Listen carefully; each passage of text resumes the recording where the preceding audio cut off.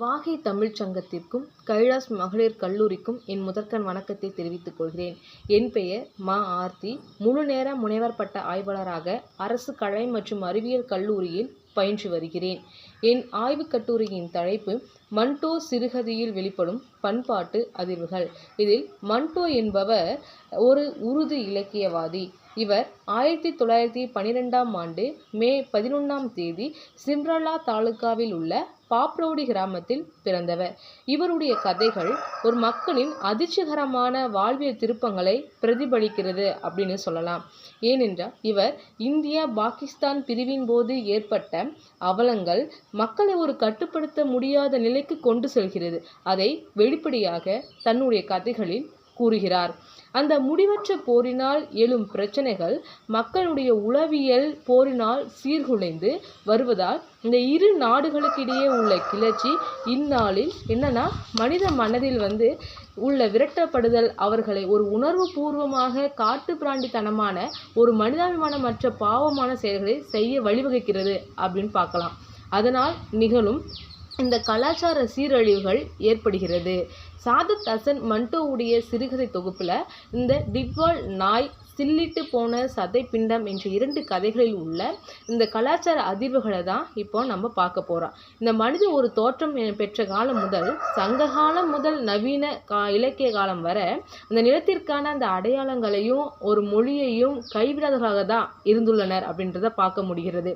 இந்த கலாச்சார அதிர்ச்சி என்பது என்ன அப்படின்னு பார்க்கும்போது ஒரு சமூக குழுவாக நாம் ஒன்றாக அனுபவிக்கும் ஒரு அனுபவமாகும் தான் அப்படின்னு சொல்லிட்டு பார்க்கலாம். இந்த குற்றவாளிகள், பாதிக்கப்பட்டவர்கள் அல்லது ஒரு பார்வையாளர்கள் அனுபவத்தால் அனைவரும் ஒரு ஆழமாக பாதிக்கப்பட்டுள்ளதையும் வாழ்வில் சில வகையான வன்முறையை குறுக்கீட்டையும் தான் குறிக்கிறது அப்படின்னு சொல்லிட்டு சொல்லலாம். இந்த மன்டோ தனது எழுத்துக்காக வெவ்வேறு காலங்களில் சிறையில் அடைபட்டிருக்காரு.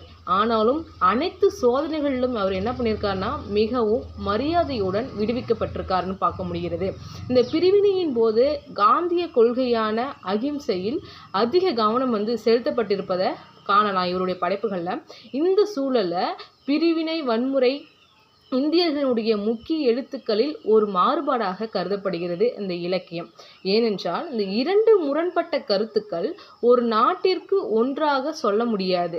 அந்த அதிர்ச்சியில் ஆழ்ந்த தொந்தரவு மற்றும் கவனத்தை சிதறடிக்கும் அனுபவம் உள்ளது அப்படின்ட்டு பார்க்கலாம். இதில் உணர்ச்சியும் அடங்கும். மன அழுத்த நிகழ்வு அல்லது உடல் காயத்தை தொடர்ந்தது தான் இந்த அதிர்ச்சின்னு சொல்லலாம். இந்த சிறிய அரங்கில் அதிர்ச்சி குறைக்கப்பட்டது. ஆனால் இப்போது அதன் நோக்கம் வரலாறு, கலாச்சாரம், பொருளாதாரம் மற்றும் அரசியல் என விரிவடைந்துள்ளது அப்படின்றத பார்க்கலாம். இந்த பிரிவினை அதிர்ச்சினா என்ன அப்படின்னு பார்க்கும்போது ஆகஸ்ட் 1947 பாகிஸ்தான் ஒரு தனி நாடாக மாறியது. இதன் காரணமாக இந்தியாவில் இருந்து முஸ்லிம்கள் பாகிஸ்தானுக்கும் சீக்கியர்களுக்கும் இடம்பெயர்ந்தனர். இந்த பாகிஸ்தானில் இருந்து இந்த இந்துக்கள் இந்தியாவிற்கு இடம்பெயர்ந்தனர். அந்த செயலில் பல முஸ்லிம்கள் இந்துக்களால் என்ன பண்ணாங்கன்னா கொல்லப்பட்டனர். மற்றும் இந்தியாவில் சீக்கியர்களும் பாகிஸ்தானில் இந்துக்களும் சீக்கியர்களும் முஸ்லிம்களை கொல்லப்பட்டிருக்காங்க. இதன் காரணமாக தான் வன்முறையால் பல தங்களுடைய குழந்தைகள், பெற்றோர்கள் மற்றும் உறவினர்கள் என்ன பண்ணியிருக்காங்கன்னா இழக்க செஞ்சுருக்காங்க. அதுவே பின்னால் ஒரு கலாச்சாரமாக மாறியது அப்படின்னு சொல்லிட்டு பார்க்கலாம். தங்களுடைய பிள்ளைகளோ, பெற்றோர்கள் மற்றும் உறவினர்களை மன்டோவினுடைய கதைகள் தங்கள் வாழ்க்கையை அதிர்ச்சியுடன் கழித்த மக்களின் இத்தகைய வழிகளையும் துயரங்களையும் தான் சித்தரிக்கிறது இந்த கதைகளில் அப்படின்னு பார்க்கலாம். இப்போ நாம் 2 கதைகள் எடுத்திருக்கோம். என்ன கதைகள் அப்படின்னு பார்க்கும்போது டிட்வால் நாய், சில்லிட்டு போன சதைப்பிண்டம் அப்படின்னு சொல்லிட்டு. இந்த டிட்வால் நாய் அப்படின்றது என்னன்னா ஒரு பிரிவினையில் ஏற்பட்ட அந்த மோதலில் இருக்கக்கூடிய செய்திகளை தான் மன்டோ அப்படி விரிவாக நமக்கு சொல்லியிருக்கார். என்ன அப்படின்னு பார்க்கும் பொழுது இந்தியாவிற்கும் பாகிஸ்தானுக்கும் இடையில் ஒரு நாய் ஒரு மாட்டிக்கொண்டு இருக்கு. இது இந்திய நாயா பாகிஸ்தான் என்ற நாயா இரு தரப்பினரும் சண்டையிட்டுக் கொள்வது. இந்த சண்டையிட்டுக் கொள்வது எப்படின்னா இந்த நாயை மையமிட்டு தான் இது காணப்படுகிறது. இந்த நாய் கடைசியாக இது யாருடைய நாய்கள் என்று தெரியாமல் அந்த நாயை சுட்டு கொண்டுடுறாங்க. இதில் இது போன்று வந்து என்னன்னா நம்முடைய மக்கள் இந்தியாவும் பாகிஸ்தானும் எப்படி இருக்காங்க அப்படின்னா அவங்களுடைய இடங்கள் எது என்று தெரியாமல் இரு பக்கத்திற்கு நடுவில் மாட்டிக்கொண்டு அல்லல் படுகிறார்கள் அப்படின்னு சொல்லிட்டு பார்க்க முடிகிறது. இந்த நாயினுடைய நிலைமையை போலவே இங்க வந்து என்னன்னா மனிதர்களும் வந்து அப்பாவியாக காணப்படுறாங்க.